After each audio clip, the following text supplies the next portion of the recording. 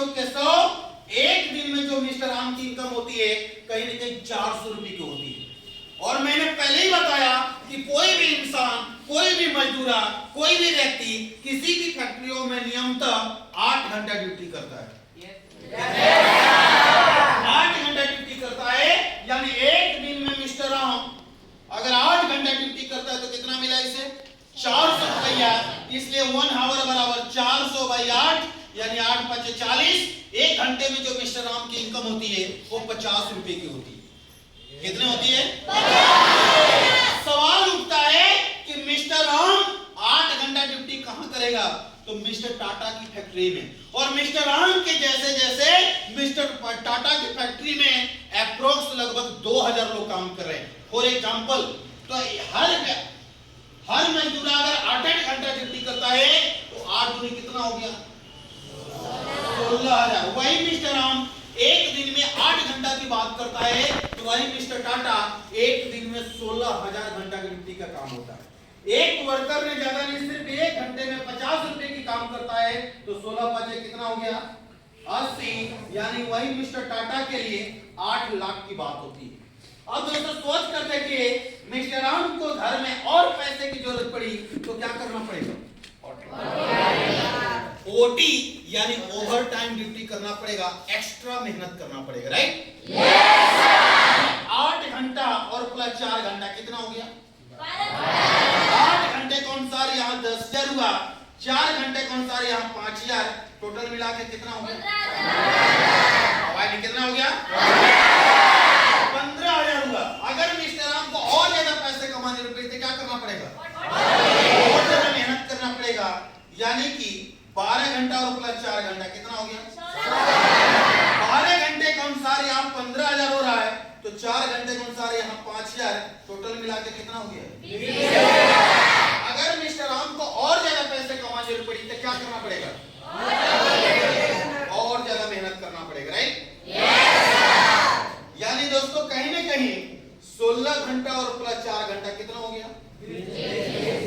20 घंटा। 16 घंटे के अनुसार यहाँ 20,000 हो रहा था तो 4 घंटे के अनुसार यहाँ 5,000, टोटल मिला के कितना हो गया? अगर मिस्टर राम को और ज्यादा पैसे कमाने रुपए क्या करना पड़ेगा?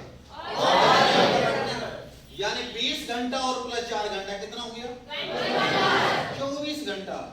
यानी 20 घंटे के अनुसार यहाँ 25,000 हुआ, 4 घंटे के अनुसार यहाँ 5,000, टोटल मिलाकर कितना हो गया इनकम? अगर मिस्टर राम को और ज्यादा पैसे कमाने पड़े तो क्या कमा सकते हैं क्या?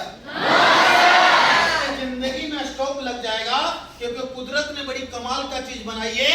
चाहे गरीब हो, चाहे अमीर हो, चाहे हिंदू हो या मुसलमान हो, गांव में रहते हो या शहर में रहते हो, पढ़े लिखे हो या अनपढ़ हो, सबके लिए 12 घंटा का दिन और 12 घंटा का रात सबके लिए बराबर बनाए। यस और नो? लेकिन दोस्तों अगर मिस्टर टाटा को मुझे और जब पैसे कमाने पड़ी तो टाटा के बगल में एक और टिस्को खोल देगा, टेल्को खोल देगा। इंडिया ऐसी गरीब है दोस्तों, पढ़ लिख कर लोग बेरोजगार घूम रहे हैं। एक बार लोगों को पता चलनी चाहिए कि यहाँ पर सीट खाली है, लोग हजारों लोग रिज्यूम लेकर लाइन खड़े हो जाते हैं। यस और नो? इसकी वजह से 4 लाख इस फैक्ट्री से मुनाफा हुआ, 4 लाख दूसरी फैक्ट्री से, हेलो 4 लाख तीसरी फैक्ट्री से, 4 लाख चौथी फैक्ट्री से।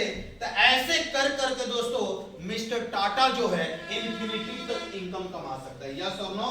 तो दोस्तों अगर कहीं ना कहीं इन्फिनिटी तक कमा सकता है, इसके इनकम अनलिमिटेड हो सकते हैं, लेकिन मिस्टर राम 30,000 से ज्यादा कभी कमा सकता नहीं है। अब 2 types of income, first linear income, second leverage income.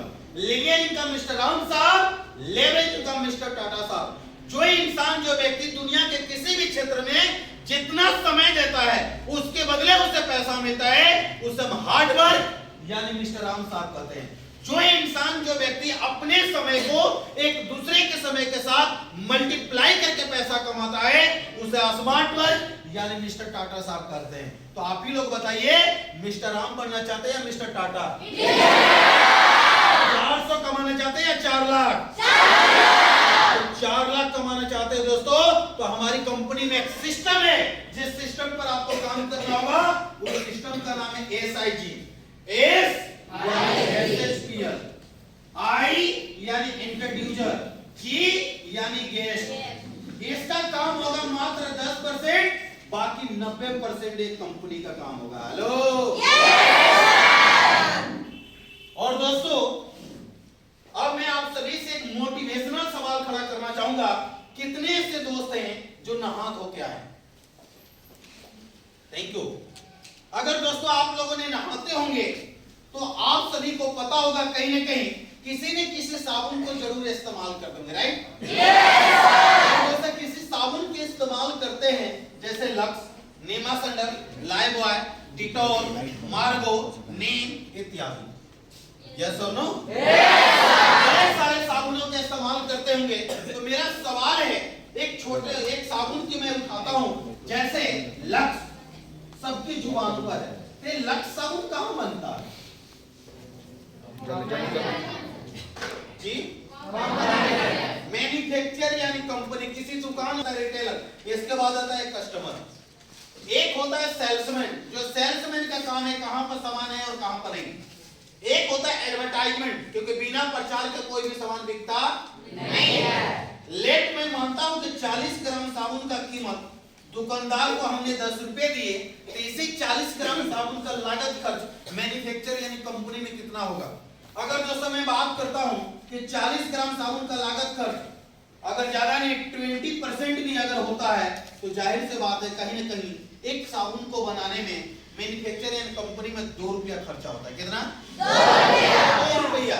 तो मैन्युफैक्चर से स्टेट लेवल तक आते हैं तो इसी साबुन का कीमत 4 रुपया हो जाता है, क्योंकि बड़े सारे गवर्नमेंट को टैक्स देनी होती है, बड़े सारे वर्करों का पेमेंट देना होता है, जिसके वजह से इनकम यहाँ से आकर कितना हो गई?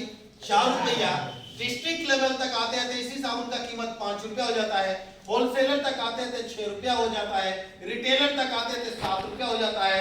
बीच में होता है एक सेल्समैन, जिसका काम है बिहार, झारखंड, यूपी, बंगाल, राजस्थान, महाराष्ट्र, मध्य प्रदेश, किस राज्य में सामान है और किस राज्य में नहीं, प्रत्येक बैकग्राउंड का चेकअप करता है और